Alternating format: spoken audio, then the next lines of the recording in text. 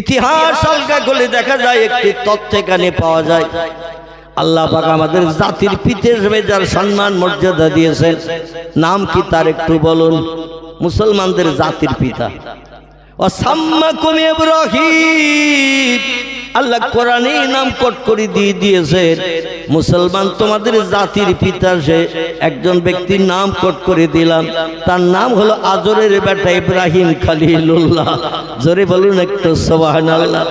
আমরা যা কিছু সুন্নত পালন করি মেনে চলি, আসলে মুহাম্মদ রাসূলুল্লাহ সুন্নত নয়, এ সুন্নতটা হলো জাতির পিতা, নবীজির পিতৃ পুরুষ, নাম হলো তার ইব্রাহিম খলিলুল্লাহ। তিনি মাথায় টুপি দিতেন, নবী তাই পছন্দ করে দিয়েছেন। তিনি মুখে দাড়ি রাখতেন, নবী তাই পছন্দ করে রেখেছেন। তিনি লম্বা হাঁটুর নিচে জামা গায়ে দিতেন, নবী তাই পছন্দ করে গায়ে দিয়েছেন। তিনি 82 বছর বয়সে খাতনা দিয়েছেন, মুসলমানি করেছেন। এই জন্য উম্মতে মুহাম্মাদীদের খাতনা দিয়ে ইব্রাহিম নবীর সুন্নত আদায় করতে হয়। ঠিক বললাম না ভুল বললাম? আমাদের খাতনা দেওয়ার পরিকল্পনা হলো ইব্রাহিম নবীর বয়স যখন 80, মতান্তরে 82। আল্লাহ বলেন লিঙ্গের মাথার চামড়া কেটে দাও। ওই লিঙ্গের চামড়ার ভিতরে যে ময়লা থাকে, দূষিত পয়জন থাকে, দুর্গন্ধ যুক্ত জিনিস থাকে, ওগুলো লিঙ্গের ভিতরে থাকলে তোমার ইবাদত বন্দেগী কবুল হবে না। শরীরের বাইরের অংশ তোমার পবিত্র রাখতে হবে, এজন্য তুমি খাতনা দাও। ইব্রাহিম বলেন আল্লাহ বয়স হয়ে গেছে 80-82 বছর, খাতনা দেব কি করে? আল্লাহ বলেন লোকালয় থেকে বাইরে চলে যাও, বুঝতে পারছি গুপ্তাঙ্গ কাউকে দেখাতে পারবে না, বয়স হয়ে গেছে, মান সম্মান ইজ্জতের ব্যাপার দাঁড়িয়ে গেছে, জঙ্গলের দিকে চলে যাও যেখানে লোকজন থাকে না, সেখানে যে খাতনা দাও। পয়গম্বর বলেন কিভাবে দেব? আল্লাহ পাক একটু বেরেন মগজে যুক্তি দিয়ে দিলেন। ফাখাজাল ফাসা ফি উনুকিহি, উনি ওনার কাঁধে একটা কুড়ুল নিয়েছিলেন। কুড়ুল কাটছালা করে কি দিয়ে? একটু জোরে বলে আল্লাহু আকবার। আপনাদের দেখছি আস্তে আস্তে শীত চেপে আসতেছে। বক্তা বক্তৃতা করলে গা গরম হয়, আর শ্রোতারা বসে বসে শুনলে তো হিমালয় পাহাড় হয়ে যাবে ভাই। এই জন্য বক্তার সঙ্গে একটু কথা বলতে হবে, তাহলে শ্রোতারাও গরম হয়ে যাবে, শীত দূর হয়ে যাবে, মজলিসের জজবা তৈরি হবে। আর পয়গম্বর বলছেন বক্তা শ্রোতার কথার বিনিময়ে যে কোরআন হাদিসের মজলিসে জজবা তৈরি হয়, আল্লাহ খুশিতে বাগবাগ হয়ে যায়, ওই মজলিস আসমানি রহমতের দরজা সব খুলে দেয়। আমরা আল্লাহর রহমত চাই না? চাই না? আল্লাহর রহমত যখন চাই, একটু কথা বলবেন, নবীর সুন্নত আদায় করবেন, দেখবেন এই মজলিসে জজবা তৈরি হবে। আর আমরা দেখবেন আনন্দের সঙ্গে কথাগুলো খেতে পারবো, আনন্দের সঙ্গে কথাগুলো গিলতে পারবো, ব্রেন মগজে জুটিয়ে নিতে পারবো, ভবিষ্যতে লাভবান হতে পারবো। জোরে বলুন একটু আমিন। পয়গম্বর জঙ্গলের ভিতরে চলে যায়, লিঙ্গটা আলগা করে এক পাথরের উপরে রেখে দিলেন, আর কুড়ালটা হাতে নিয়ে ওই চামড়ার গোড়া থেকে, মানে লিঙ্গের মাংসের বাইরের থেকে, চামড়ার গোড়া থেকে কুড়ুল দিয়ে পাথরের উপরে কোপ দিয়ে দিয়ে উনি খাতনা করেছিলেন। আমাদের এখন 5-7 বছর বয়সে খাতনা দেয়া হয়, মানে মান সম্মান ইজ্জত সম্মান যত সময় না আসে ওরই ভিতরে খাতনা দেয়া হয়। কারণ একটু বয়স বেশি হলে 12-14 বছর বয়স হয়ে গেলে কারো পায়জামা খুলতে দেবে, প্যান্ট খুলতে দেবে, ও লাথি মেরে কোন দিকে খাতনা করা সাত বিটিয়ে দেবে তার ঠিক নাই। এই জন্য বাচ্চা বেলায় যখন মান সম্মান ইজ্জত খুব বেশি যখন হয় না, তখন এই বাচ্চা বেলায় তারে খাতনা দেয়া হয়। এটা হলো ইব্রাহিম নবীর সুন্নত। আমাদের পয়গম্বর এই জন্য উম্মতি মুহাম্মাদীদের জন্য ইব্রাহিম নবীর সুন্নত আদায় করার নির্দেশ দিয়েছেন। জোরে বলুন একটু সুবহানাল্লাহ। ইব্রাহিম নবীর বেটা ছিল 2টি। বক্তৃতা একটু লম্বা হয়ে আসছে, আমি খুব শর্ট করে নিয়ে আসি কোরআনের আয়াতের দিকে। পয়গম্বরের জবানে একটি হাদিস আপনাদের কাছে পরিবেশন করেছি, সেদিকে নিয়ে যাব। তো একটু নবীজির শানে মোহাব্বতে দরুদ শরীফ পড়তে আপত্তি আছে কারো? তাহলে একটু জজবা তৈরি করে নবীজির শানে একটু দরুদ শরীফ আমরা পড়ে নেই। আল্লাহুম্মা সাল্লি আলা মাওলানা মুহাম্মদ ওয়া আলা আলি সাইয়্যিদিনা মাওলানা। আবু জেহেল বলে ও মুহাম্মদ, আবু জেহেল বলে ও মুহাম্মদ, তুমি আমায় তোলো না, মানব আমি খোদার হাবিব তাজেদারে মদিনা। আল্লাহুম্মা সাল্লি আলা, প্রাণ খুলে পড়ে, সাইয়্যিদিনা মাওলানা মুহাম্মদ ওয়া আলা আলি সাইয়্যিদিনা। হাত বাড়িয়ে রাসূলুল্লাহ, হাত বাড়িয়ে রাসূলুল্লাহ আবু জেহেলকে তুলিলেন, ঈমান আনার তরে বহুত অনুরোধ যে করিলেন। আবু জেহেল বলে ও মুহাম্মদ, তুমি বড় জাদুঘর, মানব না কো খোদার হাবিব, পড়ব না কলেমা তোমার। রাসূলুল্লাহকে সবাই চিনিল, রাসূলুল্লাহকে সবাই চিনিল, কেবল আবু জেহেল চিনল না। তিনি হলেন খোদার হাবিব তাজেদারে মদিনা। আল্লাহুম্মা সাল্লি আলা সাইয়্যিদিনা মাওলানা মুহাম্মদ ওয়া আলা আলি সাইয়্যিদিনা। প্রাণ খুলে কলেমার জিকির, লা ইলাহা ইল্লাল্লাহ, লা ইলাহা, লা ইলাহা ইল্লাল্লাহ মুহাম্মাদুর রাসূলুল্লাহ। কাক ডাকে কাকা রবে, কাক ডাকে কাকা রবে, কোকিলের স্বর মধুর লাগে, ডাকে সেই শীতের হাওয়ায়, আল্লাহ ছাড়া মাবুদ নাই, বলো লা ইলাহা ইল্লাল্লাহ, লা ইলাহা, লা ইলাহা ইল্লাল্লাহ মুহাম্মাদুর। নবী ও বকর গারে সুরে, নবী ও বকর গারে সুরে, সেই নামের ওই জিকির করে, তাই না দেখে মাকড় সাথী জাল বুনিয়া যায়, কবুতর এসে পাশে বসে স্মরণ করে, তাই বলো লা ইলাহা ইল্লাল্লাহ, লা ইলাহা,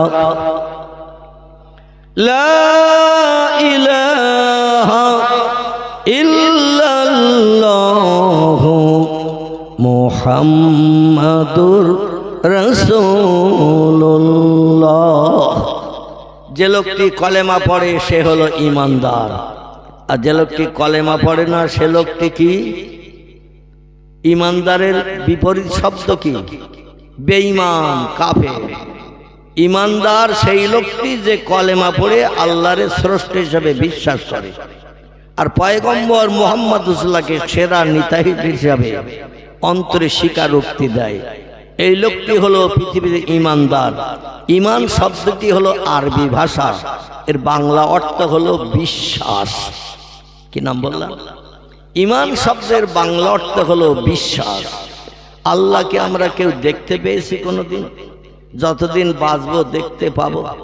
আমাদের বাপদাদারাও কোনোদিন আল্লাহরে দেখেছে? তারাও স্রষ্টারে দেখেনি। না দেখে বিশ্বাস করার নাম হলো ঈমান। জোরে বলুন আমিন। না দেখে বিশ্বাস করার নাম ঈমান। কিন্তু বর্তমান প্রযুক্তি যুগের বিজ্ঞানীরা বলছে যেটা চোখে দেখি সেটা বিশ্বাস করি, যেটা চোখে দেখি না সেটা বিশ্বাস করতে পারি না। এজন্য বিজ্ঞানীদের কি বলা হবে? ঈমানদার বলা হবে না বেঈমান বলা হবে? তারা আল্লাহরে দেখতে পায় না, তাই বিশ্বাস করে না। আর একটা জিনিস না দেখে বিশ্বাস করতে হবে, সেটি হলো অল ইয়াউমিল আখিরা। কি বললাম? অল ইয়াউমিল আখিরা, পরকাল বলে একটা লম্বা জিন্দেগি আল্লাহ বানিয়ে রেখেছেন, যেটা মরণের পরে বান্দাদের নসিবে জুটবে। দুনিয়ায় বেঁচে থাকতে জান্নাত জাহান্নাম হাসরের মাঠ আমরা কেউ দেখতে পাবো? আর কেউ দেখতে পেয়েছে? কিন্তু পরকালে লম্বা জিন্দেগি একটা আছে না নাই? অল ইয়াউমিল আখিরা, পরকালে লম্বা জিন্দেগি, এটা আমাদের না দেখে বিশ্বাস করতে হবে। এই বিশ্বাস করার নাম হলো ঈমানদার। যারা পরকাল বিশ্বাস করে না, যারা বলে দুনিয়া হলো ক্ষণস্থায়ী, আজকের বেঁচে আসো আগামীকাল থাকবে, এই সার্টিফিকেট আমরা দিতে পারবো না। এই জন্য ভবিষ্যতের জন্য কোনো আশা উঠিয়ে রেখো না। মনে যখন যেটা ইচ্ছা হবে সঙ্গে সঙ্গে পূরণ করে শখ স্বাদ মিটিয়ে নাও, কারণ মরে গেলে তোমার জীবনের শখ আর কেউ মিটাতে পারবে না। এই জন্য বিজ্ঞানীরা আরেকটা তত্ত্ব দিয়েছে। ওরা বলছে আনন্দ করো, ফুর্তি করো, খাও আর মরো, মরণের পর আর কিচ্ছু নাই।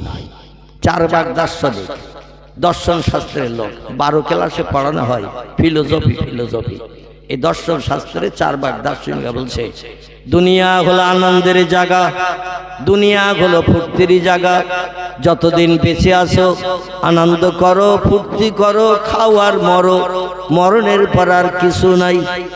আচ্ছা, ওরা ওটা বিশ্বাস করে মরণের পরে কিছু নাই, আমরা বিশ্বাস করি? আমরা কোরআন পাকের সূরা বাকারার আয়াতটাকে বিশ্বাস করি। বিসমিল্লাহির রহমানির রহিম।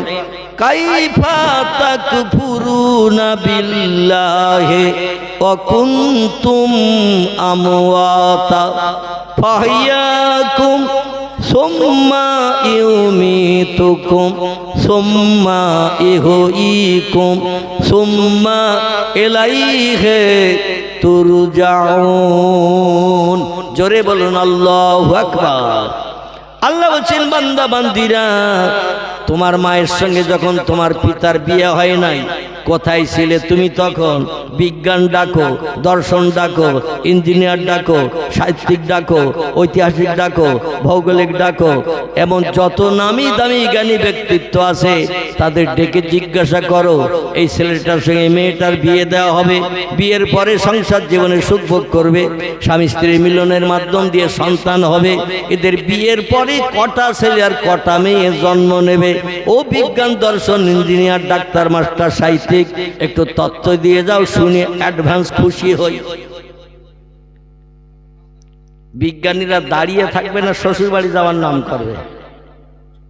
ও বলবে ব্যস্ত আছি চাচা, একটু শ্বশুর বাড়ি যাবো বলে বেরিয়েছি, সামনের বুধবারের দিন বাড়ি আসবো, তারপরে শুনে।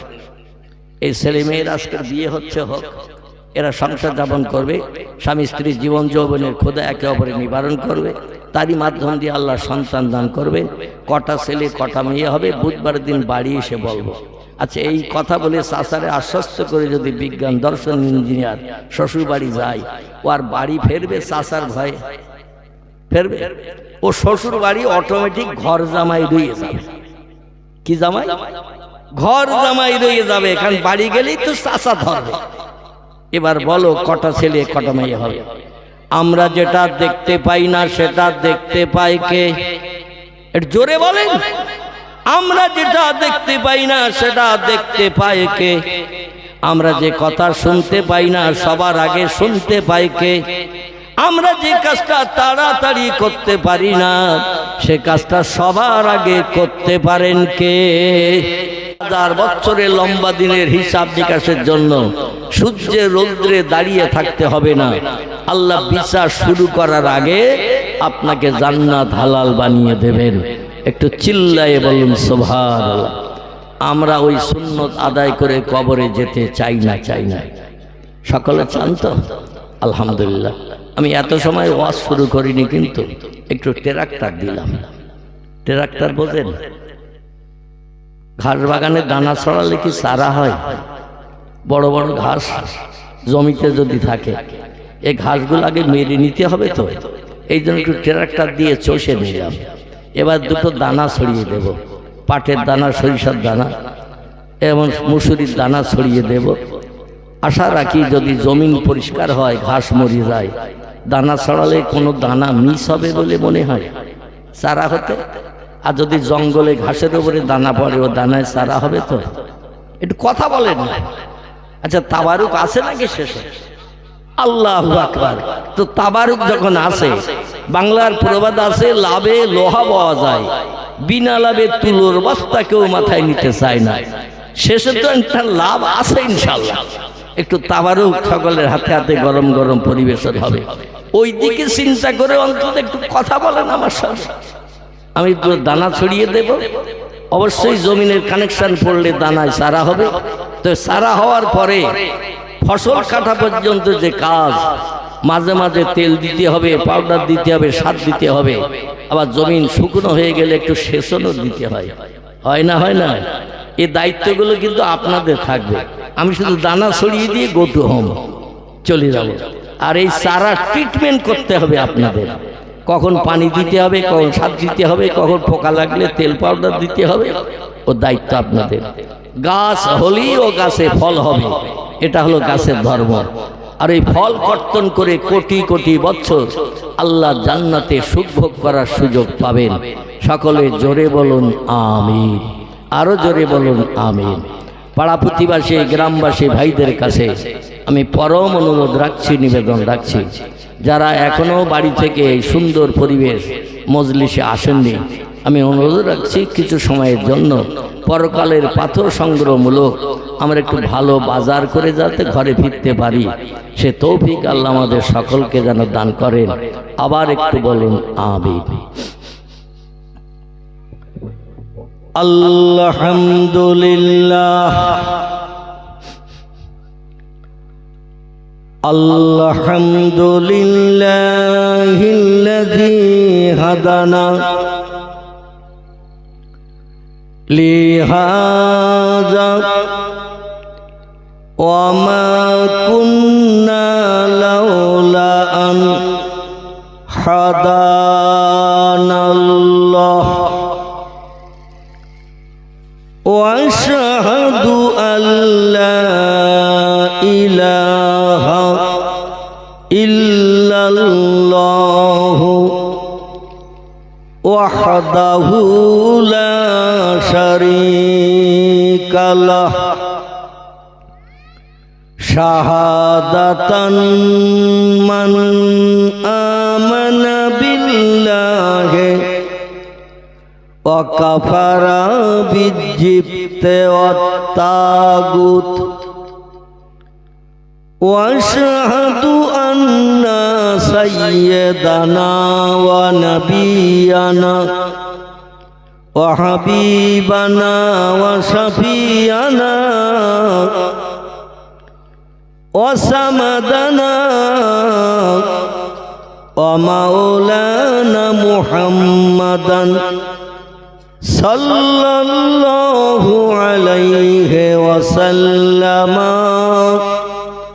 عبده ورسوله نبي المكارم الأخلاق الموصوف وبالكمال الأوصاف المنعوت فقد قال الله تعالى في কালামিহিল মাজিদ ওয়াফিল ফুরকানিহিল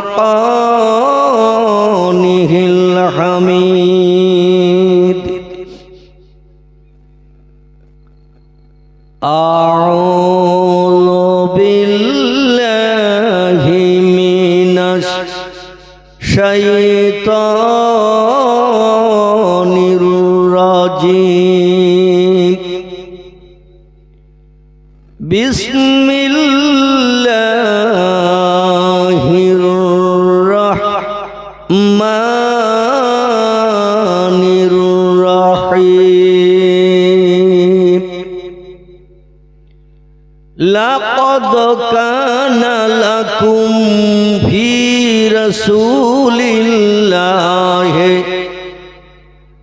উসওয়াতুন হাসানাহ وقال النبي صلى الله عليه وسلم كنت نبيا وآدم بين الماء والطين কোরআনের কথা সত্য না মিথ্যা? তাহলে কোরআনের কথা যদি সত্য হয়, নবীজির জবানি আরবি ভাষায় যাকে হাদিস শরীফ বলা হয়, হাদিসের কথা সব মিথ্যা তো নাকি? হাদিসের কথাও সত্য। পৃথিবীতে চিরন্তন দুটি কিতাব আমি বক্তৃতার প্রারম্ভে আপনাদের কাছে বলেছিলাম। একটির নাম হলো আল কোরআন, আল্লাহর বাণী। কোরআনের 27 পারা সূরা ওয়াকিয়া আল্লাহ বলছেন তানজিলুম মির রাব্বিল আলামিন। এই কিতাব পৃথিবীর কোনো মানুষের মগজ ধোলাই করা লিখিত কিতাব নয়, এটা হলো কালামুল্লাহ, মানে আল্লাহর বাণী, আল্লাহর কথা। জোরে বলুন একটু সুবহান। কোরআন শরীফ ছাড়া আর যত ধর্মগ্রন্থ আমরা দেখতে পাই, কারবা নাম বেদ, কারবা নাম পুরাণ, কারবা নাম গীতা, কারবা নাম ভগবত, কারবা নাম রামায়ণ, কারবা নাম মহাভারত, কারবা নাম জিন্দাবাস্তা, কারবা নাম গ্রন্থ সাহেব, কারবা নাম মনুসংহিতা, কারবা নাম উপনিষদ, কারবা নাম তৌরিত, কারবা নাম জব্বুর, কারবা নাম ইঞ্জিল, এমন করে কারবা নাম বাইবেল, যার বর্তমান নাম হয়েছে নিউ টেস্টামেন্ট। যত ধর্মগ্রন্থ আমরা দেখি, অধিকাংশ ধর্মগ্রন্থ মানুষের মগজ ধোলাই করা কথা লেখা। কোরআন কার বাণী? একটু জোরে বলেন। কোরআন হলো আল্লাহর বাণী। আল্লাহ বলছেন যালিকাল কিতাবু লা রাইবা ফি। আমার আসমানি লাউহে মাহফুজের সংরক্ষিত মিষ্টি মধুর সত্য বাণী, সত্য কথা। কোরআনের ভিতরে যা কিছু লিপিবদ্ধ করা হয়েছে, যা কিছু লিপিবদ্ধ আছে, লা রাইবা ফি, একটা তথ্যের ভিতরে শস্য দানা পরিমাণ শকসভা সন্দেহ মিথ্যার কোনো লেশমাত্র নাই। জোরে বলুন একটু আমিন। সেই কোরআন থেকে একটি ছোট্ট আয়াত পয়গম্বর মুহাম্মদ রাসূলুল্লাহ সম্পর্কে আল্লাহ লিপিবদ্ধ করেছেন। আল্লাহ লিপিবদ্ধ করেনি, আল্লাহ বর্ণনা করেছেন, পৃথিবীর মানুষেরা সেটা লিপিবদ্ধ করেছেন আরবি ভাষায়। কোনো মানুষের ব্যক্তিগত মগজ ধোলাই করা কথা কোরআন নয়, কোরআন আল্লাহর বাণী। পরবর্তীতে মানুষ যাতে সেগুলো ভুলে না যায়, এই জন্য কেতাবে লিপিবদ্ধ করা আছে। চিল্লাই বলুন সুবহানাল্লাহ। আর পয়গম্বর মুহাম্মদ রাসূলুল্লাহর একটি জবানি মোবারক সহিহ হাদিসের কিতাব থেকে আপনাদের কাছে পরিবেশন করেছি। বিশ্বনবীর জবানি মোবারক অনেকগুলো হাদিসের কিতাব আছে।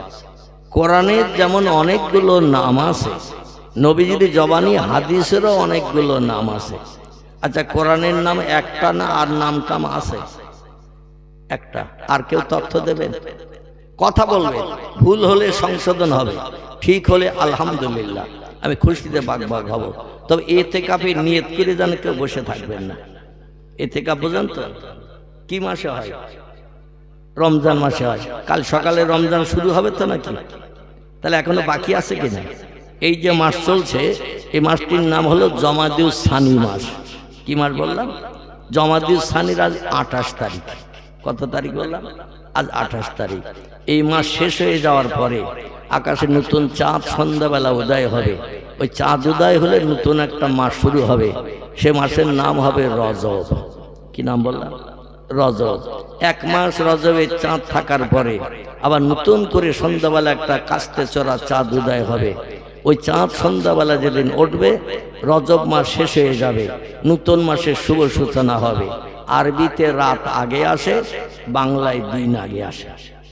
বাংলায় দিন আসলে গণনা শুরু হয়, আর আরবিতে সন্ধ্যা হলেই নতুন মাসের গণনা শুরু হয়। জোরে বলুন সুবহানাল্লাহ।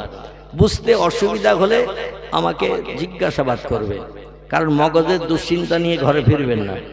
আল্লাহ যতটা অধমকে মগজে সামান্য কিছু জ্ঞান দিয়েছেন, আমি অসীম জ্ঞানরাশির মালিক টালিক নই, যতটা তথ্য আল্লাহ দিয়েছেন আপনাদের মগজের দুশ্চিন্তা দূর করার চেষ্টা নেব ইনশাল্লাহ।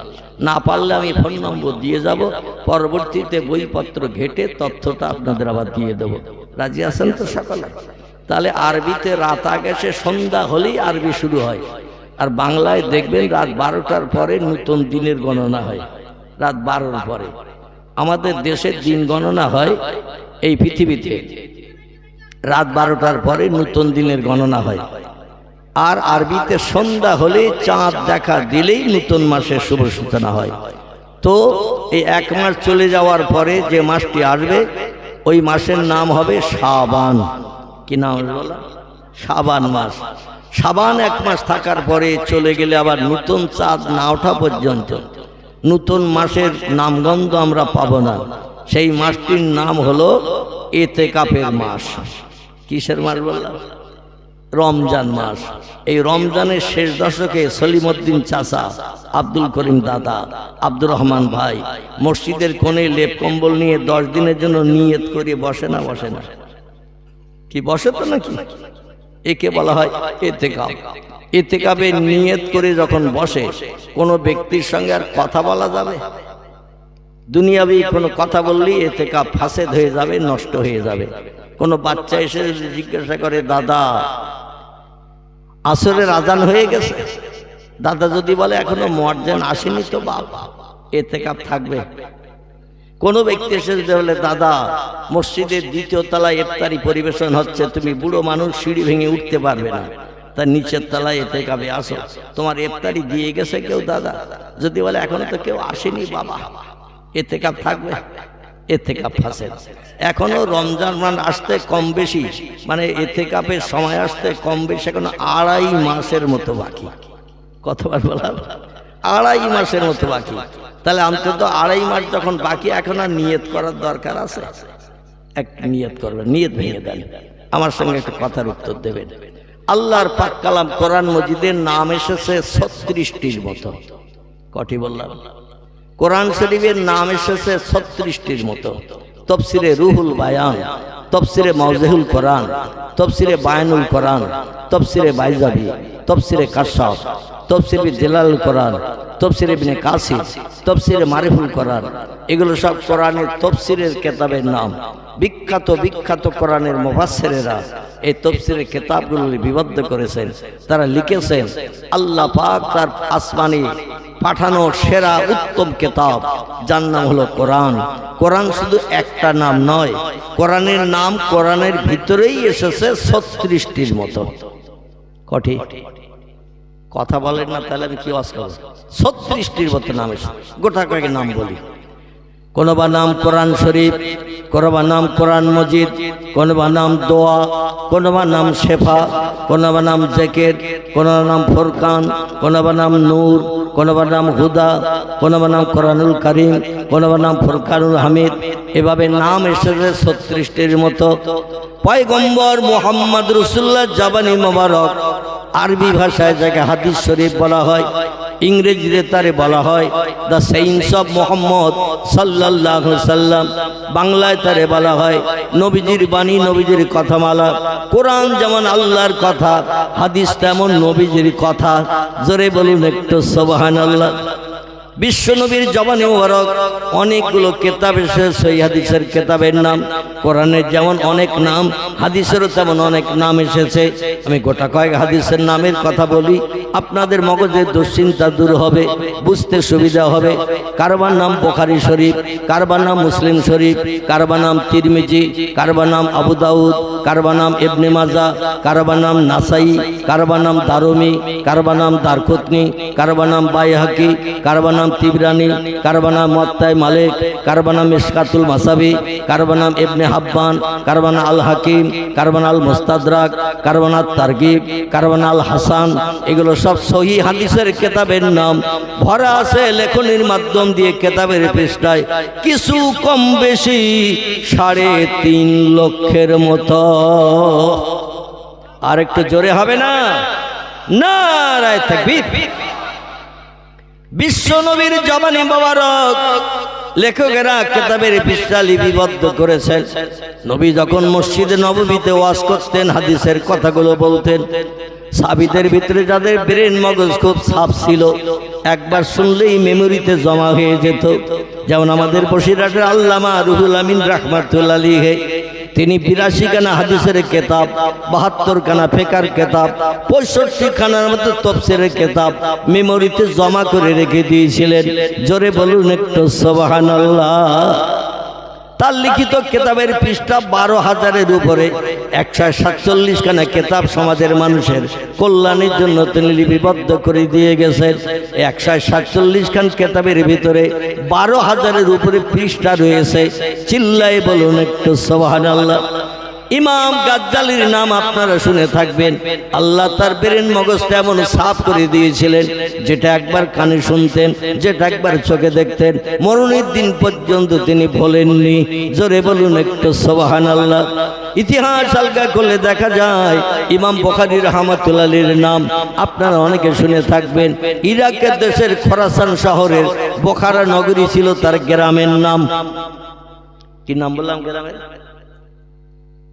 বুখারী শরীফ তো কিতাবের নাম, তার গ্রামের নাম ছিল বোখারা। দেশটির নাম হলো ইরাক, বড় শহরটার নাম হলো খোরাসান। আর প্রত্যন্ত একটি গ্রামে জন্মগ্রহণ করেছিলেন তিনি। ওনার পিতার নাম ছিল ইসমাইল, মার ওনার নাম রাখা হয়েছিল মুহাম্মদ। ইতিহাস আলগা করলে দেখা যায় একটি তথ্য এখানে পাওয়া যায়। আল্লাহ পাক আমাদের জাতির পিতা হিসেবে যার সম্মান মর্যাদা দিয়েছেন, নাম কি তার একটু বলুন? মুসলমানদের জাতির পিতা ওয়াসাম্মাকুম ইব্রাহিম। আল্লাহ কোরআনে নাম কোট করে দিয়ে দিয়েছেন, মুসলমান তোমাদের জাতির পিতা। সে একজন ব্যক্তির নাম কোট করে দিলাম, তার নাম হলো আজরের বেটা ইব্রাহিম খলিলুল্লাহ। জোরে বলুন একটু সুবহানাল্লাহ। আমরা যা কিছু সুন্নত পালন করি, মেনে চলি, আসলে মুহাম্মদ রাসূলুল্লাহ সুন্নত নয়। এই সুন্নতটা হলো জাতির পিতা, নবীজির পিতৃ পুরুষ, নাম হলো তার ইব্রাহিম খলিলুল্লাহ। তিনি মাথায় টুপি দিতেন, নবী তাই পছন্দ করে দিয়েছেন। তিনি মুখে দাড়ি রাখতেন, নবী তাই পছন্দ করে রেখেছেন। তিনি লম্বা হাঁটুর নিচে জামা গায়ে দিতেন, নবী তাই পছন্দ করে গায়ে দিয়েছেন। তিনি 82 বছর বয়সে খাতনা দিয়েছেন, মুসলমানি করেছেন। এই জন্য উম্মতে মুহাম্মাদীদের খাতনা দিয়ে ইব্রাহিম নবীর সুন্নত আদায় করতে হয়। ঠিক বললাম না ভুল বললাম? আমাদের খাতনা দেওয়ার পরিকল্পনা হলো ইব্রাহিম নবীর বয়স যখন 80, মতান্তরে 82। আল্লাহ বলেন লিঙ্গের মাথার চামড়া কেটে দাও। ওই লিঙ্গের চামড়ার ভিতরে যে ময়লা থাকে, দূষিত পয়জন থাকে, দুর্গন্ধ যুক্ত জিনিস থাকে, ওগুলো লিঙ্গের ভিতরে থাকলে তোমার ইবাদত বন্দেগী কবুল হবে না। শরীরের বাইরের অংশ তোমার পবিত্র রাখতে হবে, এজন্য তুমি খাতনা দাও। ইব্রাহিম বললেন আল্লাহ বয়স হয়ে গেছে 80-82 বছর, খাতনা দেব কি করে? আল্লাহ বলেন লোকালয় থেকে বাইরে চলে যাও। বুঝতে পারছি গুপ্তাঙ্গ কাউকে দেখাতে পারবে না, বয়স হয়ে গেছে, মান সম্মান ইজ্জতের ব্যাপার দাঁড়িয়ে গেছে। জঙ্গলের দিকে চলে যাও, যেখানে লোকজন থাকে না, সেখানে যে খাতনা দাও। পয়গম্বর বলেন কিভাবে দেব? আল্লাহ পাক একটু ব্রেন মগজে যুক্তি দিয়ে দিলেন। ফাখাজাল ফাসা ফি উনুকিহি, উনি ওনার কাঁধে একটা কুড়ুল নিয়েছিলেন। কুড়ুল কাটছালা করে কি দিয়ে? একটু জোরে বলে। আল্লাহু আকবার। আপনাদের দেখছি আস্তে আস্তে শীত চেপিয়ে আসতেছে। বক্তা বক্তৃতা করলে গা গরম হয়, আর শ্রোতারা বসে বসে শুনলে তো হিমালয় পাহাড় হয়ে যাবে ভাই। এই জন্য বক্তার সঙ্গে একটু কথা বলতে হবে, তাহলে শ্রোতারাও গরম হয়ে যাবে, শীত দূর হয়ে যাবে, মজলিসের জজবা তৈরি হবে। আর পয়গম্বর বলছেন বক্তা শ্রোতার কথার বিনিময়ে যে কোরআন হাদিসের মজলিসে জজবা তৈরি হয়, আল্লাহ খুশিতে বাগবাগ হয়ে যায়, ওই মজলিস আসমানি রহমতের দরজা সব খুলে দেয়। আমরা আল্লাহর রহমত চাই না, চাই না? আল্লাহর রহমত যখন চাই, একটু কথা বলবেন, নবীর সুন্নাত আদায় করবেন, দেখবেন এই মজলিসে জজবা তৈরি হবে। আর আমরা দেখবেন আনন্দের সঙ্গে কথাগুলো খেতে পারবো, আনন্দের সঙ্গে কথাগুলো গিলতে পারবো, ব্রেন মগজে জুটিয়ে নিতে পারবো, ভবিষ্যতে লাভবান হতে পারবো। জোরে বলুন একটু আমিন। পয়গম্বর জঙ্গলের ভিতরে চলে যায়, লিঙ্গটা আলগা করে এক পাথরের উপরে রেখে দিলেন, আর কুড়ালটা হাতে নিয়ে ওই চামড়ার গোড়া থেকে, মানে লিঙ্গের মাংসের বাইরের থেকে, চামড়ার গোড়া থেকে কুড়ুল দিয়ে পাথরের উপরে কোপ দিয়ে দিয়ে উনি খাতনা করেছিলেন। আমাদের এখন 5-7 বছর বয়সে খাতনা দেয়া হয়, মানে মান সম্মান ইজ্জত সম্মান যত সময় না আসে ওরই ভিতরে খাতনা দেয়া হয়। কারণ একটু বয়স বেশি হলে 12-14 বছর বয়স হয়ে গেলে কারো পায়জামা খুলতে দেবে, প্যান্ট খুলতে দেবে, ও লাথি মেরে কোন দিকে খাতনা করা সাত বিটিয়ে দেবে তার ঠিক নাই। এই জন্য বাচ্চা বেলায় যখন মান সম্মান ইজ্জত খুব বেশি যখন হয় না, তখন এই বাচ্চা বেলায় তারে খাতনা দেয়া হয়। এটা হলো ইব্রাহিম নবীর সুন্নত। আমাদের পয়গম্বর এই জন্য উম্মতি মুহাম্মাদীদের জন্য ইব্রাহিম নবীর সুন্নত আদায় করার নির্দেশ দিয়েছেন। জোরে বলুন একটু সুবহানাল্লাহ। ইব্রাহিম নবীর বেটা ছিল 2টি। বক্তৃতা একটু লম্বা হয়ে আসছে, আমি খুব শর্ট করে নিয়ে আসছি কোরআনের আয়াতের দিকে। পয়গম্বরের জবানে একটি হাদিস আপনাদের কাছে পরিবেশন করেছি, সেদিকে নিয়ে যাব। তো একটু নবীজির শানে মোহাব্বতে দরুদ শরীফ পড়তে আপত্তি আছে কারো? তাহলে একটু জজবা তৈরি করে নবীজির শানে একটু দরুদ শরীফ আমরা পড়ে নেই। আল্লাহুম্মা সাল্লি আলা মাওলানা মুহাম্মদ ওয়া আলা আলি সাইয়্যিদিনা মাওলানা।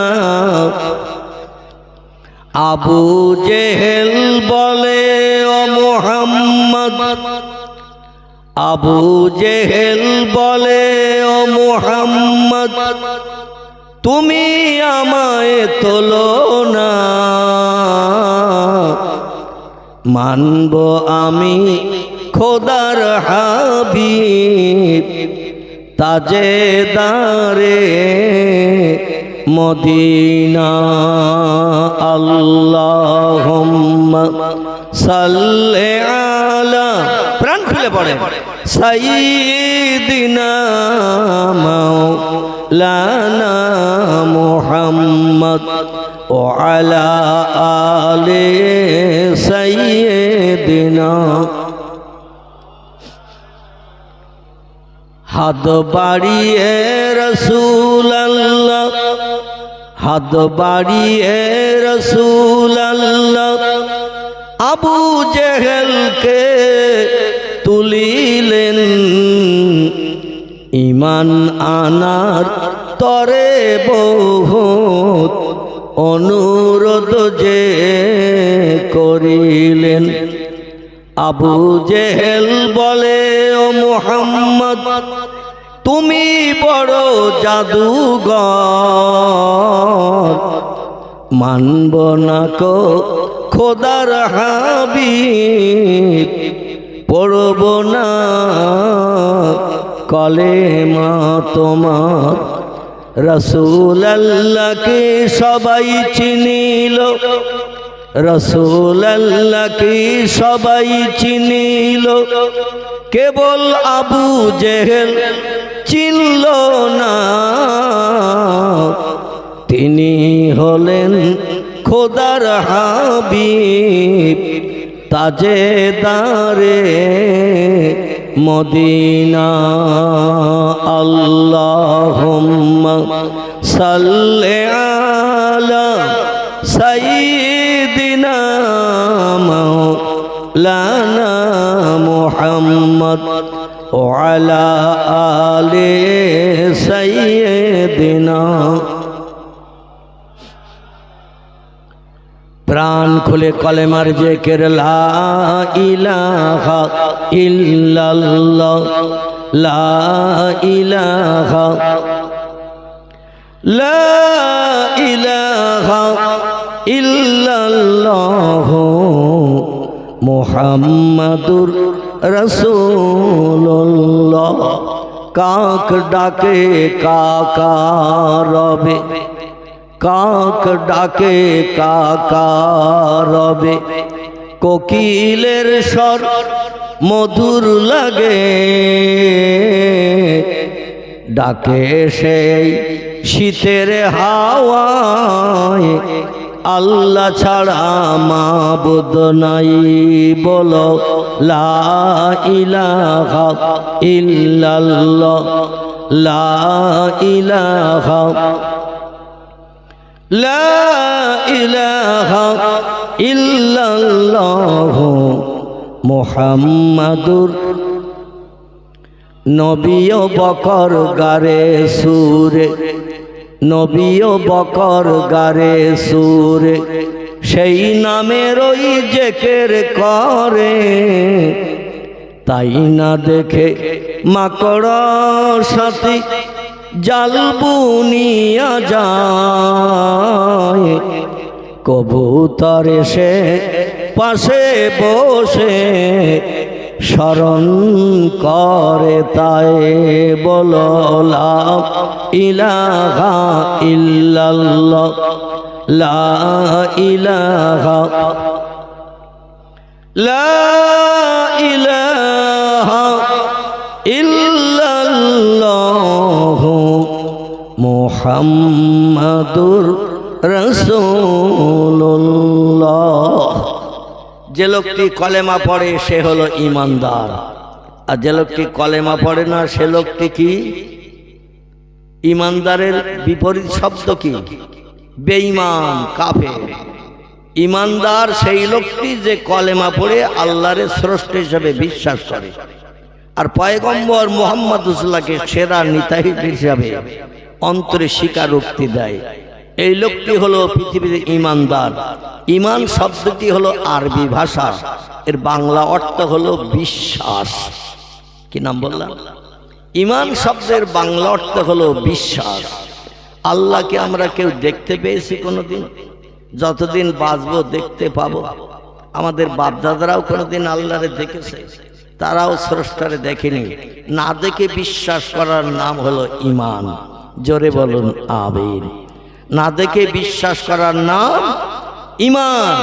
কিন্তু বর্তমান প্রযুক্তি যুগের বিজ্ঞানীরা বলছে যেটা চোখে দেখি সেটা বিশ্বাস করি, যেটা চোখে দেখি না সেটা বিশ্বাস করতে পারি না। এজন্য বিজ্ঞানীদের কি বলা হবে? ঈমানদার বলা হবে না বেঈমান বলা হবে?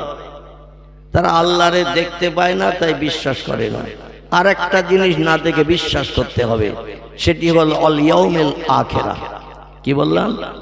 অল ইয়াউমিল আখিরা, পরকাল বলে একটা লম্বা জিন্দেগি আল্লাহ বানিয়ে রেখেছেন, যেটা মরণের পরে বান্দাদের নসিবে জড়বে। দুনিয়ায় বেঁচে থাকতে জান্নাত জাহান্নাম হাসরের মাঠ আমরা কেউ দেখতে পাবো? আর কেউ দেখতে পেয়েছে? কিন্তু পরকালে লম্বা জিন্দেগি একটা আছে না নাই? অল ইয়াউমিল আখিরা, পরকালে লম্বা জিন্দেগি, এটা আমাদের না দেখে বিশ্বাস করতে হবে। এই বিশ্বাস করার নাম হলো ঈমানদার। যারা পরকাল বিশ্বাস করে না, যারা বলে দুনিয়া হলো ক্ষণস্থায়ী, আজকের বেঁচে আসো আগামীকাল থাকবে, এই সার্টিফিকেট আমরা দিতে পারবো না। এই জন্য ভবিষ্যতের জন্য কোনো আশা উঠিয়ে রেখো না।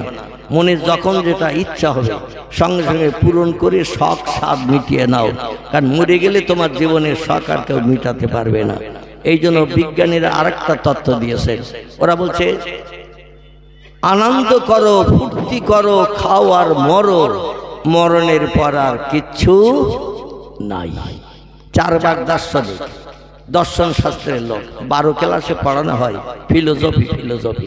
এই দর্শন শাস্ত্রে 4 ভাগ দার্শনিকরা বলছে দুনিয়া হলো আনন্দের জায়গা, দুনিয়া হলো ফুর্তির জায়গা। যতদিন বেঁচে আছো আনন্দ করো, ফুর্তি করো, খাও আর মরো, মরণের পর আর কিছু নাই।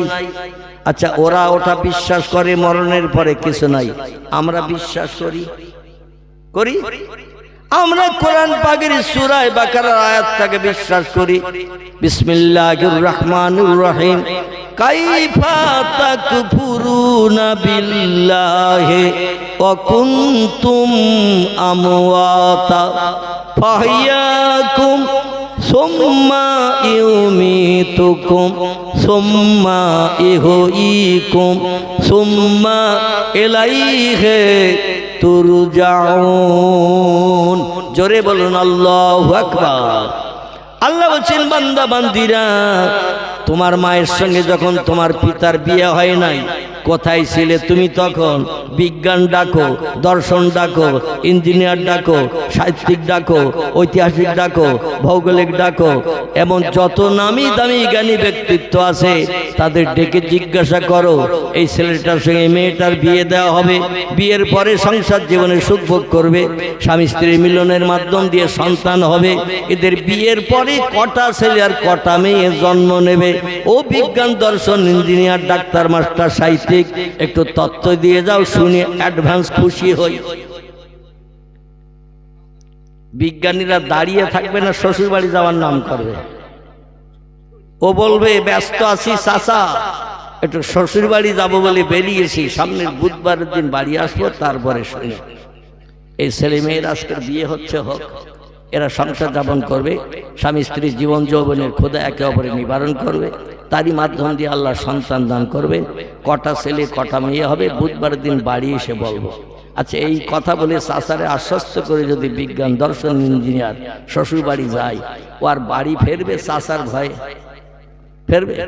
ও শ্বশুর বাড়ি অটোমেটিক ঘর জামাই রয়ে যাবে। কি জামাই? ঘর জামাই রয়ে যাবে, কারণ বাড়ি গেলেই তো চাচা ধরবে। এবার বলো, কটা ছেলে কটা মেয়ে হবে? আমরা যেটা দেখতে পাই না সেটা দেখতে পাই কে? জোরে বলেন। আমরা যেটা দেখতে পাই না সেটা দেখতে পাই কে? আমরা যে কথা শুনতে পাই না সবার আগে শুনতে পাই কে? আমরা যে কাজটা তাড়াতাড়ি করতে পারি না সে কাজটা সবার আগে করতে পারেন কে? তিনি হলেন আল্লাহ সুবহানাহু ওয়া তাআলা। তিনি বলছেন, অমা উতিতুম মিনাল ইলমি ইল্লা কালিলা। চিল্লাই বলুন আল্লাহু আকবার। আল্লাহ বলছেন, মানুষ, তোমাদের ব্রেন মগজে যে জ্ঞান অর্জন করেছো, জনগণে বাস্তবে পৃথিবীর মানুষকে জ্ঞানের প্রতিফলন দেখিয়ে দিয়েছো। ক্যালকুলেটর মেশিন বানিয়েছো, কম্পিউটার মেশিন বানিয়েছো, রিমোট কন্ট্রোল বানিয়েছো, স্যাটেলাইট বানিয়েছো, ইন্টারনেট বানিয়েছো, উপগ্রহ বানিয়েছো, চন্দ্রযান বানিয়েছো, পাতাল রেল বানিয়েছো, রেডিও বানিয়েছো, ভিডিও বানিয়েছো, ভিসিআর বানিয়েছো, কোল্ড স্টোর হিমঘর বানিয়েছো, ফ্রিজ বানিয়েছো। এক ছোট্ট মেশিন পকেটে ভরে দিয়ে সিনেমা হলগুলো ভাঙার লাইন করে দিয়েছো। ঠিক বললাম না ভুল বললাম? ছোট মেশিন একটা পকেটে ভরে দেওয়ার কারণে অধিকাংশ জায়গায় বড় বড় নামি দামি সিনেমা হলগুলো মালিক পাগল হয়ে জম ধরে হাতুড়ি মেরে ভেঙে কমপ্লিট করে ফেলছে। যদি বলেন হোয়াট ইজ দ্য ডকুমেন্ট, খুব বেশি দূর যেতে বলবো না, আমাদের বসিরহাট হাসনাবাদ রুটে ময়লা খোলার পাশে একটা সিনেমা হল আগে ছিল না? নাম কি বলেন তো? কি আমি দেখেছেন এই বলবো তাই আপনারা ভয় পাচ্ছেন? নাম তো কানেও শুনতে পারেন। নাম কি ছিল? দেবযানী। বসিরহাট থেকে বারাসাত রোড, মেন রোড, এই রোডে বসিরহাট তিরিমুনি পার হয়ে যায় ডান হাতে একটা সিনেমা হল ছিল না? নাম ছিল তার কি? ফাল্গুনী। খোলাপোতা থেকে বাদুড়িয়ার দিকে যেতে বান্ধার একটা সিনেমা হল ছিল, নাম ছিল তার কি? বাবা, এইরকম উত্তর পেলে তো আমি খুব খুশি। আল্লাহু আকবার। আমি বলছি না আপনারা সিনেমা দেখতে গেছেন তাই নাম জানেন, ওই এমনি এমনি রাস্তা দিয়ে গেল, সাইনবোর্ড দেখলে নাম মুখস্থ হয়ে যায়। ঠিক কি না? ভেতরে ঢোকার দরকার নেই। বসিরহাট থেকে বারাসাতের দিকে যেতে বেড়াচাপা পেরিয়ে যে দেগঙ্গা বাজার আছে না নাই? দেগঙ্গা বাজারে ঢোকার আগে ব্যাকের পাশে ডান ধারে একটা সিনেমা হল ছিল। এর নামটা বলতে পারবেন? একটু দূরের হল, না রূপশ্রী না, এর নাম ছিল তারা। কি নাম বললাম? তারা। তারা তারা বর্তমানে দেখতে গেলে একটা হল আর দেখতে পাবেন না। আমাদের মালঞ্চ নদী পার হয়ে যে ঘটক পুকুরের দিকে যাবেন, ঘটক পুকুর থেকে ভাঙড়ের দিকে দেখতে পচাখাল পেরিয়ে দুটি সিনেমা হল ছিল। মুসলমানেরা বানিয়েছিল ব্যবসা করার জন্য। এই সিনেমার ব্যবসা করা যাবে নাকি? অবৈধ নারী পুরুষের চেহারা দেখিয়ে যুবক যুবতী আকৃষ্ট করিয়ে তাদের চরিত্র নষ্টের মূল কারখানা তৈরি হয় সিনেমা হলে। ঠিক বললাম না ভুল বললাম? ভুল বললে ধরে দেবেন। প্রত্যেকটি মানুষের ব্রেন মগজে সব কথা সত্য হয় না, তত্ত্ব ঠিক হয় না। নবী বলছেন কুল্লু বনি আদমা খাত্তাউন, প্রত্যেকটা আদম বংশধর ভুলে ভরা গুনাহগার। গোনা নাই এমন মানুষ পৃথিবীতে কেউ নাই, তবে কম বেশি আছে। কথা বললে ভুল হয়, কাজ করলে ভুল হয়, ঠিক না ভুল? একটা অচল মানুষ, প্যারালাইজড মার্কা লোক, সারা জীবন যদি বসে থাকে সেখানে পেশাব পায়খানা করে, এর কোনো কাজের ভুল আপনি খুঁজে পাবেন? মানে কাজই মোটে করে না, তাহলে কাজের ভুল পাবে না। যে লোকটি বোবা, কথাই বলতে পারে না জন্মের পর থেকে, এর কথার কোনো ভুল খুঁজে পাওয়া যাবে? কিন্তু যারা কথা বলে তাদের কথার ভুল মিস্টেক হয়। এই জন্য আমার বক্তৃতায় যদি মিস্টেক হয় ধরে দেবেন, আমি অধম সংশোধন করে নেব। একজন ব্যক্তি ভুল করে সংশোধন করেনি, আল্লাহ নালাতির জিঞ্জিরি তার গলায় পরিধান হয়েছে। লোকটা কে বলেন তো একটু?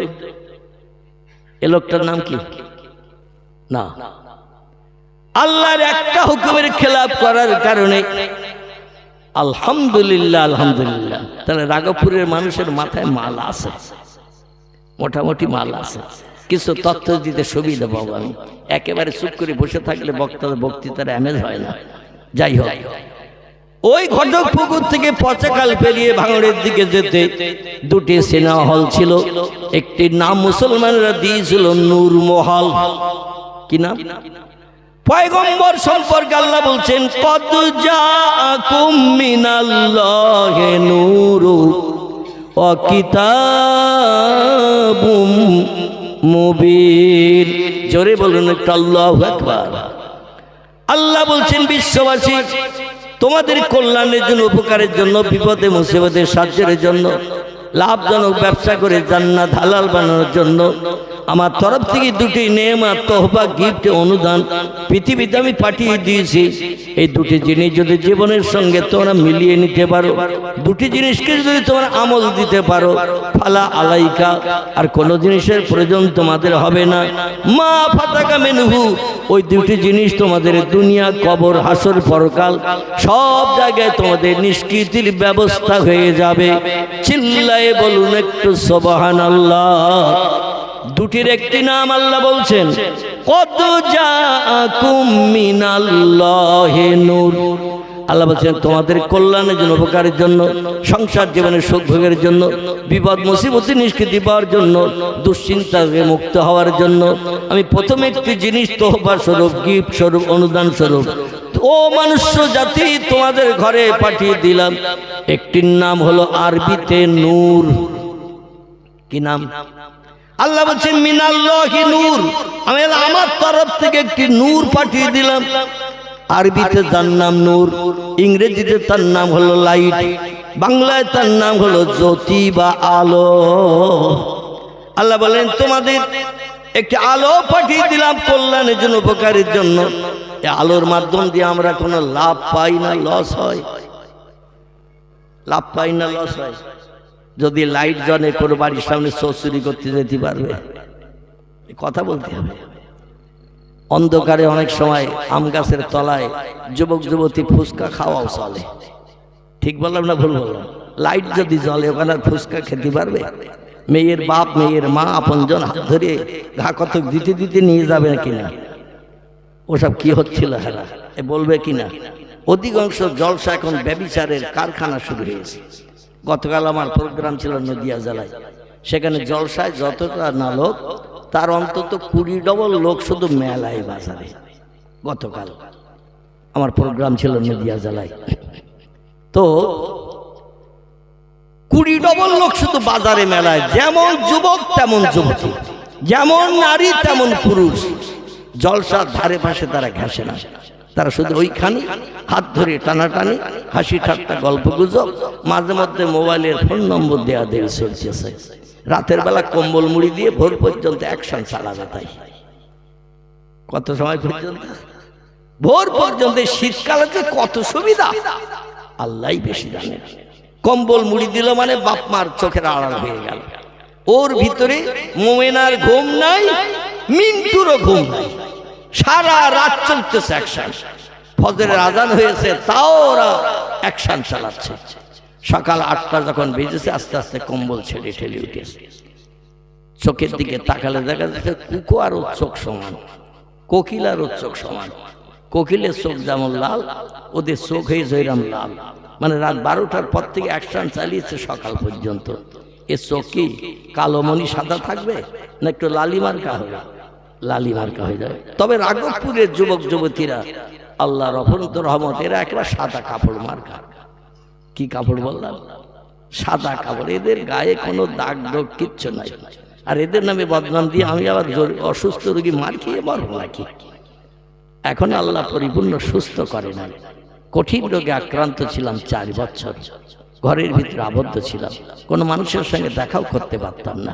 যাই হোক, 3.5 বছর ডায়ালিসিসের পরে একদিন বাদ একদিন আপনাদেরই রোড দিয়ে আমার যেতে হয়েছে 3.5 বছর মালঞ্চ হয়ে কলকাতা আরেনটেগর হসপিটালের কাছে মুকুন্দপুর, ওরই পাশে আমাকে ডায়ালিসিস করতে যেতে হয়েছে। 82 কিলোমিটার রাস্তা, যেতে আসতে 82। বাড়ি থেকে বেরিয়ে ডায়ালিসিস করে ফিরে আসতে সময় লাগতো 9 ঘন্টা, 9.5 ঘন্টা। বেডে শুধু শুয়ে থাকতে হতো 4 ঘন্টা, 5 মিনিট বেশি ছাড়া কম হতো না। এ হাতে এখনো দাগ আছে, গলায় দাগ আছে, বুকে চ্যানেলের দাগ আছে। মানে জড়ো করেছে সব মোটা মোটা ওই গরু ফুলুনের সুচ ফুটিয়ে ফুটিয়ে, শিরার ভিতরে ফুটিয়ে দিয়ে ব্লাডগুলো টেনে মেশিনে শোধন করে আবার আরেকটা সুচ এখানে ফুটিয়ে, একটা এখানে, একটা এখানে, একটা এখানে, এইভাবে ফুটিয়ে ফুটিয়ে ব্লাডগুলো সংশোধন করে পানিগুলো বার করে রক্তগুলো আবার ঢুকিয়ে দিত। একদিন 2 দিন না, একদিন বাদ একদিন 3.5 বছর। তারপরে কলকাতা আরেনটেগর হসপিটালে গত 2024 সালের 18 জানুয়ারি আমি অধম অপারেশন হই। আমার এই পাজরের কাঠি থেকে নিয়ে কুস্কি পর্যন্ত পুরো পেট ফাড়া, 21টা সেলাই, পুরো পেটে সেলাই 21টা, পুরো পেট ফেড়িয়ে আমার 2টি কিডনি টোটাল ড্যামেজ হয়ে গিয়েছিল, অচল। 24 ঘন্টায় 2 থেকে 3 ফোঁটার বেশি পেশাব হতো না। 24 ঘন্টার ভেতরে পানি যা খেতাম সব দেহের ভিতরে জমে যেত। ব্যাঙ মরে গেলে 3-4 দিন পরে যেমন ফুলিয়ে যায়, আমার চেহারার অবস্থা ওই রকম ফুলিয়ে যেত। আবার ওই পানি বার করলে চেহারাটা আবার একটু চুপসে যেত। এইভাবে অপারেশন না হওয়া পর্যন্ত আমাকে এইভাবে দৌড়াতে হয়েছে। চিরসুখী জন ভ্রমে কি কখন ব্যতীত বেদনা বুঝিতে পারে, কি যাতনা বিষে বুঝিবে সে কিসে, কবু আসি বিষে দংশে নিজারে। সাপে যার কেটেছে সেই জানে বিষের জ্বালা যন্ত্রণা কি, সাপ যারে সবল দেয়নি, বিষক্রিয়া রক্তের ব্লাডের সঙ্গে কানেকশন করেনি, সে সাপের বিষের জ্বালা যন্ত্রণা কি বুঝতে পারবে? কোনদিন তার পক্ষে বোঝা সম্ভব নয়। আল্লাহ পাক কঠিন রোগ যাদের দিয়েছেন তারাই জানে রোগের জ্বালা যন্ত্রণা কি। সারাটি রাত বালিশ পাতা করে বসে থাকতে হতো, শুয়ে পড়লেই শ্বাস নিঃশ্বাস বন্ধ হয়ে যেত। 2টি সিলিন্ডার, গ্যাস সিলিন্ডার মাথার পাশে রাখা থাকতো, অক্সিজেন দেয়া হতো শ্বাস নিঃশ্বাসটা যাতে বার হয়। কবরের যাত্রী আল্লাহ বানিয়েছিলেন অধমকে। বাংলা একটি প্রবাদ আছে, রাখে আল্লাহ মারে কে, মারে আল্লাহ রাখে কে? এই প্রবাদটা যে 100% সত্য, 100-র ভিতরে 100% সত্য, অধমকে দিয়ে আল্লাহ সেটা প্রমাণ দেখিয়ে দিয়েছেন। গ্রামের 98% মানুষের ধারণা ছিল আমি অধম আর বাঁচব না। আমার ওজন ডায়ালিসিস করতে করতে হয়ে গিয়েছিল মাত্র 45 কেজি। এখন এই যে দেহ দেখছেন 59-59.5 কেজি ওজন। তখন ডায়ালিসিসের সময় 3 বছর ওজন ছিল 45 কেজি। শুধু হাড়ের গায়ে চামড়াটা লাগানো ছিল, মাংস গোস্ত কিছুই ছিল না। সেই খোদার কসম খেয়ে বলি, এই যে চেয়ারে বসে বক্তব্য রাখছি, একটু জমিনে বসারও ক্ষমতা ছিল না, পাছার হাড় ফুটে যেত এমন করে জমিনে বসলে, এমন অবস্থা ছিল। গ্রামের মানুষ ধারণা করত মাইকে কখন অ্যালোয়ান্স হবে, মৌলভী কালাম মারা গেছে, একটু জানাজা পড়তে যাব। আল্লাহ পাক কবরের যাত্রীকে আজ চেয়ারে বসিয়ে দিন শরীয়তের 2-4 কথা বলার সুযোগ করে দিয়েছে। এজন্য শুকরিয়া মাবুদের করব না ইবলিস শয়তানের করব? কার করব শুকরিয়া? কোটি কোটি কোটি কোটি সুযোগ শুকরিয়া সেই মাবুদের জন্য। তবে আল্লাহ পাক কোরআন পাকে জানিয়েছেন, আমার কাছ থেকে যদি কোনো বান্দা বান্দি সাহায্য পেতে চাও, উপকৃত হতে চাও, বিপদে মুসিবতে যদি লাভবান হতে চাও, তহবা গিফট পেয়ে যদি তোমরা খুশি হতে চাও, 2টি কাজ একটু কম বেশি করে নাও। কটি? 2টি কাজ একটু কম বেশি করো, তাহলে আমার করুণা রহমত বরকত থেকে তোমরা বঞ্চিত হবে না। কোরআন বলছি, ফালিয়াদহাকু কালিলাউ ওয়ালিয়াবকু কাসীরা। একটি কাজ একটু কম কম করবে, একটি কাজ একটু বেশি বেশি করবে। এই 2টি কাজ যারা আমার কোরআন মোতাবেক করবে, আমি আল্লাহ তাদের পাশে সাহায্যের জন্য রহমতের হাত বাড়াই। নারায়ে তাকবীর। একটি কাজ হলো হাসি তামাশা কম, ফালিয়াদহাকু কালিলা। হাসি তামাশা পৃথিবীতে একটু কম কম করে করবে, একটা কাজ একটু বেশি বেশি করবে। আল্লাহ বলছেন ওয়ালিয়াবকু কাসীরা, চোখের পানি একটু বেশি বেশি করে আমার জমিনে ফেলবে। আমি আল্লাহ চোখের পানি বড় ভালোবাসি, চোখের পানি বড় পছন্দ করি। চোখের 1 ফোঁটা পানির বিনিময়ে জাহান্নামের আগুন দপ করে নিভিয়ে দিয়ে থাকি। 2টি ফোঁটা পানি আল্লাহর কাছে খুব প্রিয় পছন্দনীয়। একটি হলো শহীদের দেহের রক্ত ফোঁটা, আল্লাহর দরবারে খুব প্রিয় পছন্দনীয়। কোনো ব্যক্তি যদি মসজিদের জন্য, মাদ্রাসার জন্য, কোরআনের জন্য, ইসলামের জন্য টুপি মাথায় রাখতে যে, মুখে দাড়ি রাখতে যে, লম্বা জামা গায়ে দিয়ে রাস্তায় চলতে যে, ভিন ধর্মাবলম্বীরা হিংসুকতার মনোভাব নিয়ে আপনার যদি প্রাণ নাশ করে দিয়ে দেয়, দেহ ফ্র্যাকচার করে দিয়ে, গলা কেটে দিয়ে কিংবা অঙ্গ প্রত্যঙ্গ কেটে কেটে দিয়ে রক্ত প্রবাহিত করে দেয়, আল্লাহ নবী বলছেন শহীদের 1 ফোঁটা রক্ত আল্লাহর কাছে এত প্রিয়, দুনিয়ার সমস্ত সম্পদ যদি ডালপালার আরেক দিকে চাপানো হয়, রক্ত ফোঁটার দিকে মণিকাটা ঝুঁকে যাবে। আরেকটি ফোঁটা পানি আল্লাহর কাছে খুব প্রিয় পছন্দনীয়, সেটি হলো চোখের পানি। পয়গম্বর তিরমিজি আবু দাউদ শরীফের হাদিসে 2টি হাদিসের কিতাবে লিপিবদ্ধ হয়েছে। ইমাম আবু ঈসা তিরমিজি রাহমাতুল্লাহ আলাইহি, ইমাম আবু দাউদ রাহমাতুল্লাহ আলাইহি লিপিবদ্ধ করেছেন, চোখের কোনা দিয়ে আল্লাহর জাহান্নামের ভয় ভীত হয়ে, আল্লাহর আযাবের ভয় ভীত সন্ত্রস্ত হয়ে কোন বান্দা যদি চোখের কোনা দিয়ে মাছির মাথার ন্যায়, হাদিস শরীফে মাছির কথা উল্লেখ করা হয়েছে, মাছির মাথা মোটা না বডি মোটা?